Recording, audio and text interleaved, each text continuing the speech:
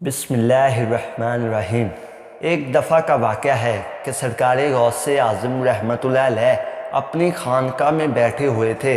تبھی دوڑتا ہوا آپ کا ایک مرید آپ کے پاس آیا اور آنے کے بعد عرض کی کہ سرکار رحمۃ اللہ علیہ میں برباد ہو گیا ہوں، میں تباہ ہو گیا ہوں۔ سرکار غوث اعظم رحمۃ اللہ علیہ نے فرمایا کہ بتاؤ بات کیا ہے، تمہارے اوپر کون سی مصیبتوں کا پہاڑ ٹوٹ پڑا ہے؟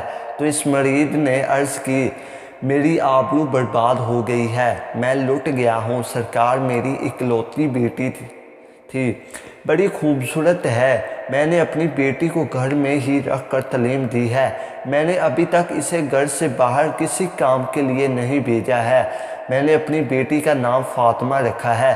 سرکار میری بیٹی میری اجازت کے بغیر کبھی گھر سے باہر بھی نہیں جاتی، لیکن آج جب میری بیٹی چھت پر گئی تو واپس نہیں آئی۔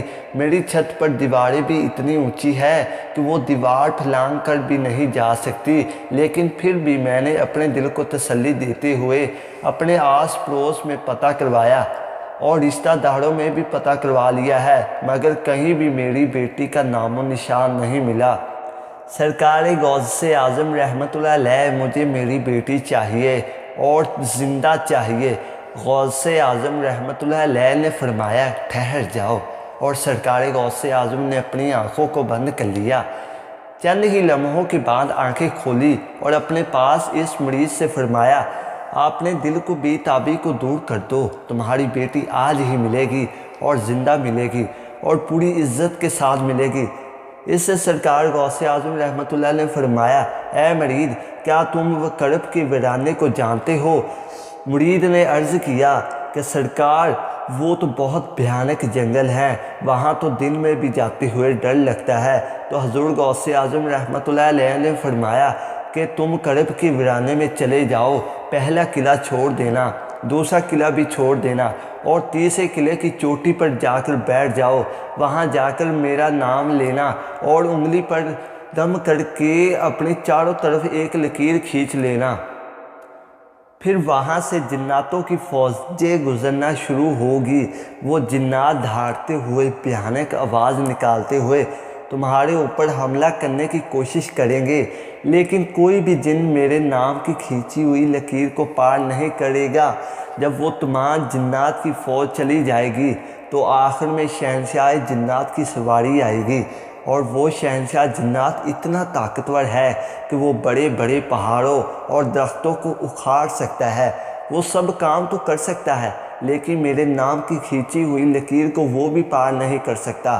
پھر وہ شہنشاہ جنات آپ سے پوچھے گا، پھر آپ اس کو اپنی پوری داستان بتا دینا کہ میں حضور غوث اعظم رحمۃ اللہ علیہ کا مرید ہوں، انہیں کا بھیجا ہوا ہوں، مجھے میری بیٹی آج ہی چاہیے اور زندہ چاہیے اور پوری عزت کے ساتھ چاہیے۔ اگر میری بیٹی کو کچھ ہوا تو میرے پیر کے قہر سے پوری قوم میں جنات کو کوئی نہیں بچا سکے گا۔ حضور غوث اعظم کا یہ مرید کرب کے ویرانے کی طرف چل دیتا ہے، 2 قلعے چھوڑنے کے بعد تیسرے قلعے پر بیٹھ جاتا ہے، کرب کے ویرانے پر جا کر سورہ غوث اعظم کا ورد اپنی انگلی پر دم کرتا ہے اور چاروں طرف لکیر کھینچ کر بیٹھ جاتا ہے۔ جنات کی فوج گزرنا شروع ہو جاتی ہے، بڑے بڑے خطرناک جن گزرتے ہیں اور اس پر ہر طرف سے حملہ کرتے ہیں، لیکن سرکار غوث اعظم رحمۃ اللہ علیہ کے نام پر کھینچی ہوئی لکیر سے جب ٹکراتے ہیں تو بھاگ جاتے ہیں۔ سارے جنات کی فوج چلی گئی، آخر میں بادشاہ جنات کی سواری آتی ہے۔ وہ پوری شان و شوکت کے ساتھ آ رہا تھا۔ جب اس نے اپنے راستے میں ایک انسان کو بیٹھا ہوا دیکھا تو شیر کی طرح دھاڑتا ہوا ہاتھی کی طرح اپنی پوری قوت کے ساتھ اس مرید پر حملہ کرنے کے لیے لپکا، لیکن جیسے ہی حضور غوث اعظم رحمۃ اللہ علیہ کے نام پر کھینچی ہوئی لکیر سے ٹکرایا تو وہیں گھٹنے ٹیک کر بیٹھ گیا اور اس سے پوچھا کہ تم کون ہو اور کہاں سے آئے ہو، بات کیا ہے؟ حضور غوث اعظم رحمۃ اللہ علیہ کے مرید اپنا پورا مقدمہ پیش کیا کہ اے جنات کے بادشاہ، میں حضور غوث اعظم کا مرید ہوں، میری لڑکی چھت پر گئی تھی اور وہاں سے میری بیٹی غائب ہو گئی، کوئی جن اس کو اٹھا کر لے گیا ہے، مجھے میری لڑکی آج ہی چاہیے اور زندہ چاہیے اور پوری عزت کے ساتھ چاہیے۔ جب شہنشاہ نے جنات نے حضور غوث اعظم رحمۃ اللہ علیہ کا نام سنا تو اپنی فوج کو واپس بلایا، اور واپس بلانے کے بعد کہا کہ یہ حضور کا مرید ہے، اس کی بیٹی غائب ہو گئی ہے، کوئی جن اس کو اٹھا کر لے گیا ہے، تم پوری دنیا کے کونے کونے میں پھیل جاؤ، سمندر کی گہرائیوں میں اتر جاؤ، کنوؤں کی گہرائیوں میں اتر جاؤ، پہاڑوں میں، ویرانوں میں تلاش کرو، جنگلوں میں تلاش کرو اور آبادیوں میں تلاش کرو، جیسے بھی ہو اس لڑکی کو لے کر آنا، اور جو جن اس لڑکی کو لے گیا ہے اس کو بھی لے کر آنا۔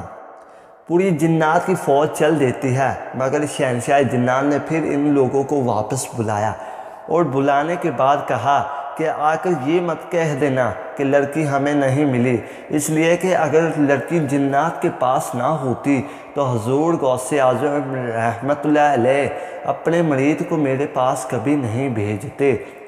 ساری کی ساری جنات کی فوج سمندروں کے اندروں میں، آبادی میں، ویرانوں میں، جنگلوں میں، پہاڑوں میں لڑکی کو تلاش کرنا شروع کر دیتے ہیں۔ بہت ہی مشکل کے بعد جو جن اس لڑکی کو لے کر گیا تھا اس کو اور اس لڑکی کو شہنشاہ جنات کے پاس لے جاتے ہیں۔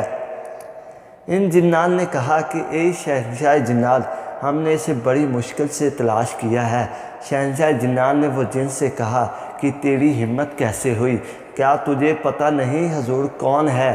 تجھے ان کے شہر سے لڑکی لے جاتے ہوئے ڈر نہیں لگا؟ پھر جن نے کہا اے شہنشاہ جنات، میری اتنی ہمت تو نہیں تھی، لیکن میں کیا کرتا، میں ہوا میں اڑتا ہوا جا رہا تھا کہ یہ لڑکی اپنے مکان کی چھت پر اس انداز میں کھڑی تھی کہ اس کے بال بکھرے ہوئے تھے، اس کا چہرہ کھلا ہوا تھا اور یہ اپنے ناز و انداز میں کھڑی ہوئی تھی۔ شہنشاہ جنات نے کہا کہ تم نے پوری قوم میں جنات کو خطرے میں ڈال دیا ہے، اگر شیخ صاحب جلال میں آ جاتے تو پوری قوم جنات کو پوری دنیا کے کسی کونے میں جگہ نہ ملتی۔